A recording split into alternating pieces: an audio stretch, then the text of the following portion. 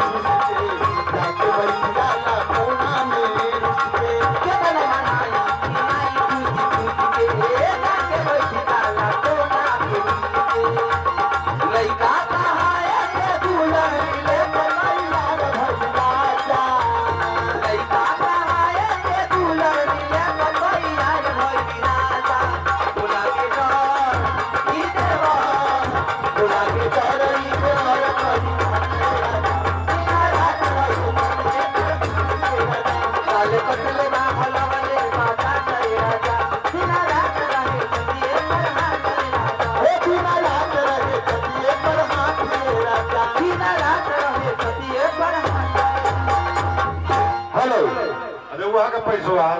2 आदमी देनी हलो तो दोनों सुकरी हुए के हली वहां के पैसा हो जाता नहर के पानी हका अरे नहर के पानी काट देनी है घरे घरे तले पिछवारा ले रेल दे हलो शुक्रिया करे पड़ी वो शुक्रिया करे के पड़ी कहे बोला शुक्रिया हो जा हो जाओ ये बोला मुना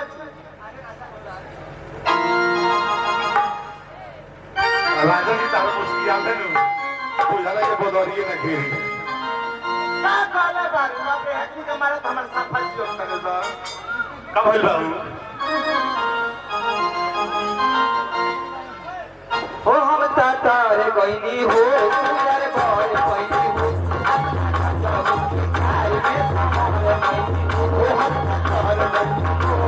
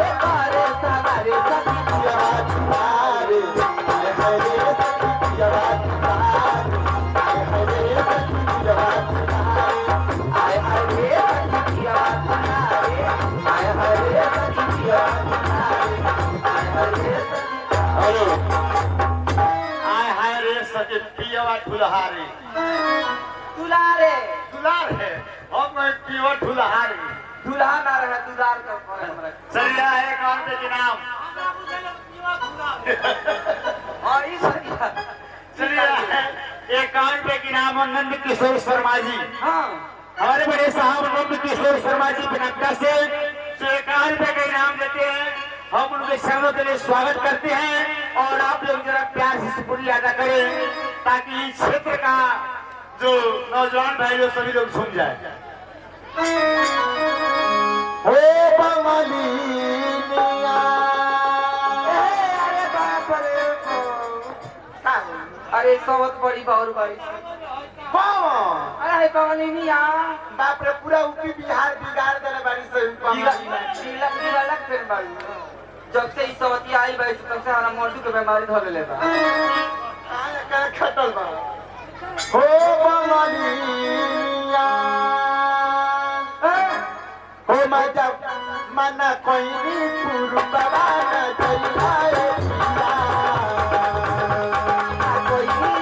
ना कोई भाई पिया मोरो के सुना कोई है पिया कलमू के भी गलत को बनी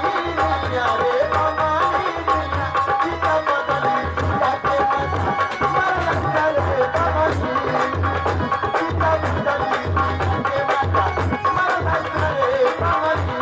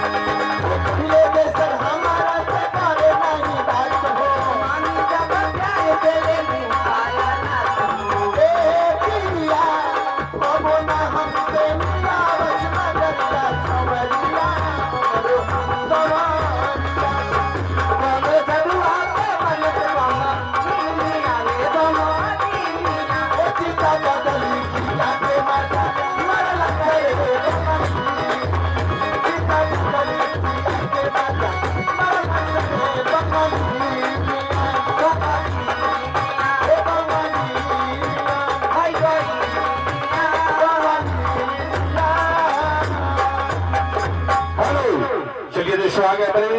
राजापुर देवलिया से अर्जुन भैया 21 रुपए का पुरस्कार और हमारे पूरे पार्टी की तरफ से नमस्कार और ताए दिल से शुक्रिया। रेडी जाए करे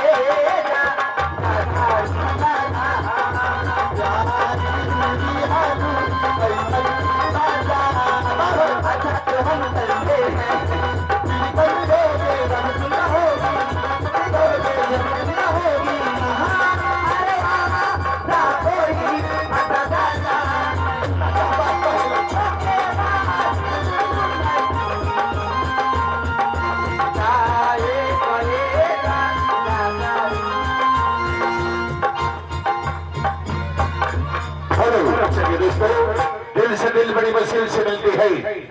दिल से दिल बड़ी मुश्किल से मिलती है और दरिया में साहिल बड़ी मुश्किल से मिलती है। अरे गाल तो हमने बहुत देखा मगर गाल पे दिल बड़ी मुश्किल से मिलती है दोस्तों।